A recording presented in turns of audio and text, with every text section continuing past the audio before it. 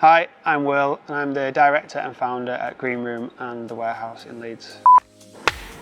Go, we're off. Okay, we're off. We are off. So, you're showing the World Cup games at Green Room. Correct, we are. Could you talk a little bit about the impact of the World Cup for Green Room in particular? So at the moment, we do not show any sport. So only every 2 years we'll do the Euros or the World Cup. And it's a great addition to what we already do, especially midweek. If it's a Tuesday or a Wednesday, it adds extra trade, which we normally wouldn't have. And it just brings a really nice atmosphere to the venue. How good was the most recent game, England-Mexico? Really good, really late, but a lot of fun.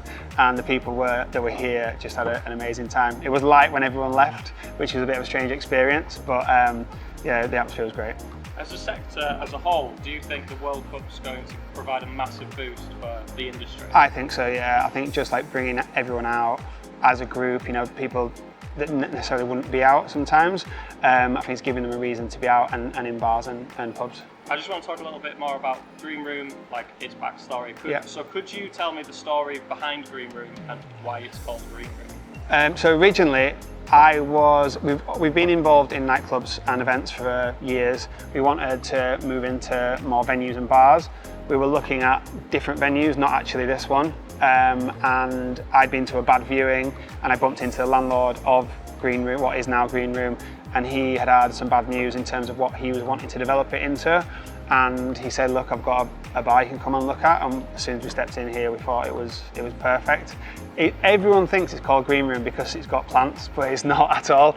It's because when we were building it, at the exact same time, Channel 4 announced they were going to be next door in the Majestic building. There's a little bit of a misunderstanding in that I thought it was going to be all singing, all dancing, it's going to be studios, it's going to be Alan Carr's next door, all that kind of thing.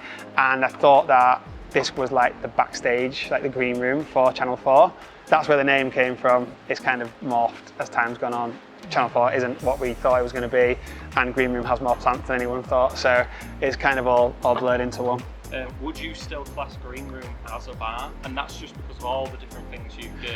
So we specifically tried not to call it a bar. So from the start we always kind of, I don't know how you describe this on camera, but a little bit wanky. We always wanted it to be kind of a social space for the city. We didn't want it just to be a late night bar. We wanted it to be used throughout the day, you know, a place people can come anytime, day or night. It does have a great nighttime trade, but we love how busy it is during the day, and you know, we get all different age groups down here throughout the day.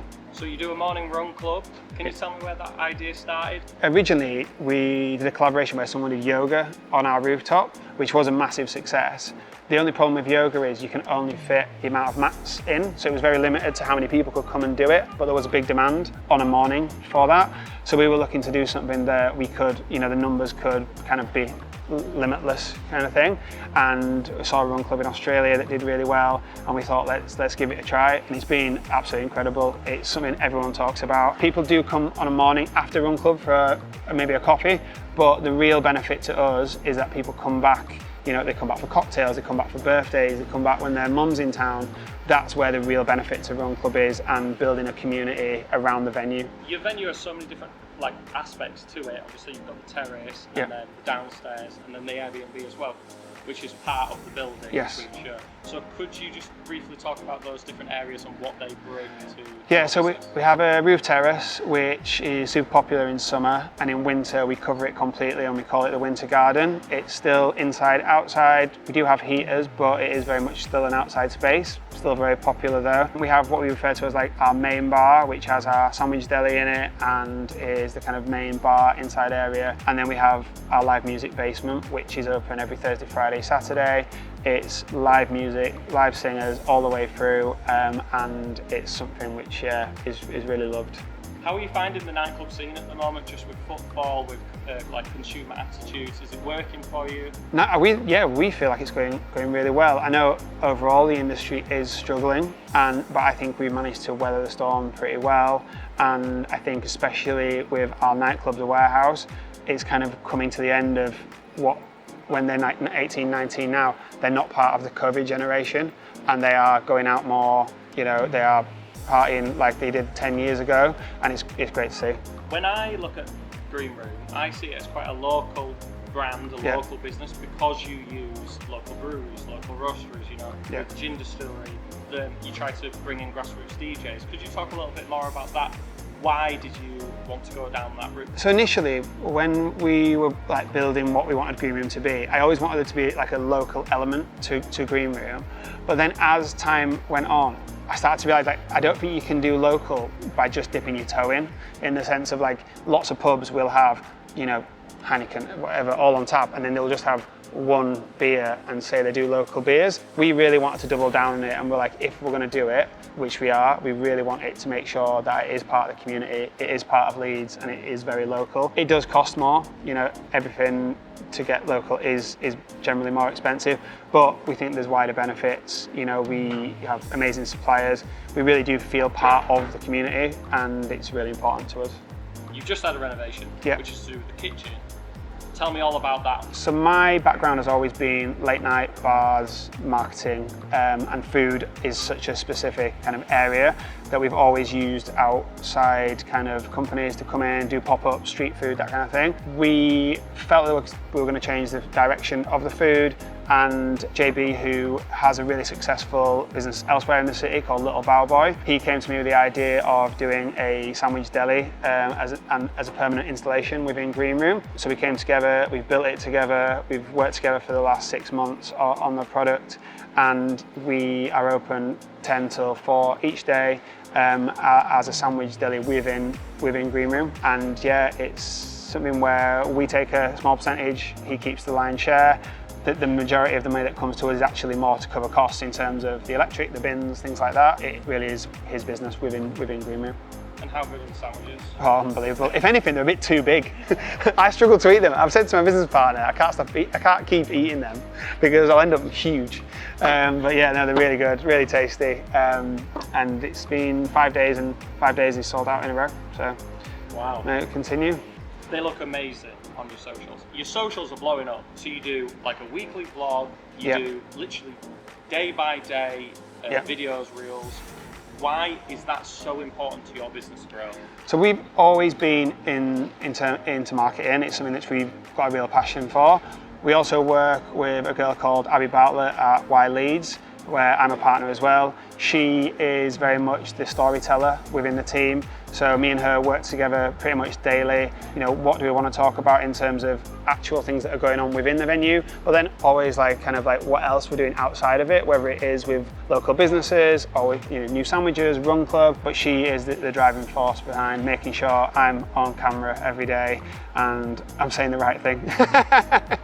So that's important though. Do you think being a face behind a business adds something? Because when people know Green Room, they know you. I personally think it does. I think I was a little bit reluctant at the start, but as time's gone on, I really have seen a value in it. I think people know it's not a corporation. I think people know there is a real team, not just me, but you know, behind the scenes, there's the managers, there's Abby, there's the other girls that work in the office. A lot of them go on camera as well, and they know there's real people there, and we're not there just like doing memes. It is genuinely like what we're doing within the venue and why we're doing it. And yeah, no, Abby's been brilliant at bringing it to life with me.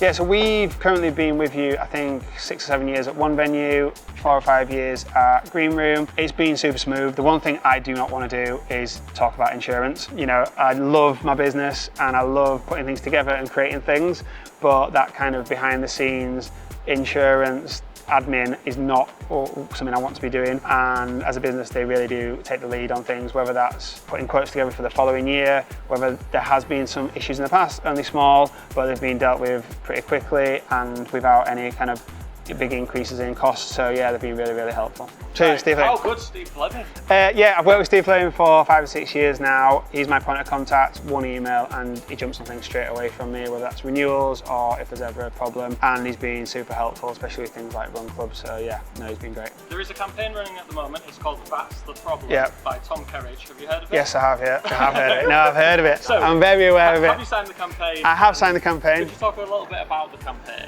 Yeah, so at the moment, there is a feeling within the industry that there's been unnecessary taxes being put on us across various different sectors and energy, and we think that there needs to be some compensation for that, or something to help balance it back out within hospitality's favour a little bit more. I know a lot of people are really struggling at the moment, and there is a big feeling within the industry that a cut in line with what they already do in Europe, down to 10% is really feasible. Whether that happens or not, we'll wait and see, but it has been a really tough couple of years in terms of tax, not necessarily getting people through the door. I think getting people through the door is something which I think everyone strives for, whether that's a restaurant with just really good food trying to get people in, or a bar like us where we do lots on social media.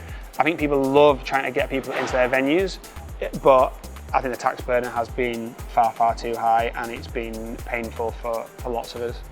Are there any other financial burdens that you're finding, like obstacles that you're having to overcome, or is there something the government could do to change? The energy here has been catastrophic, I would say. I think we are really lucky in the sense of there's a lot of people coming through the door. But yeah, I think when we first moved into this building, I think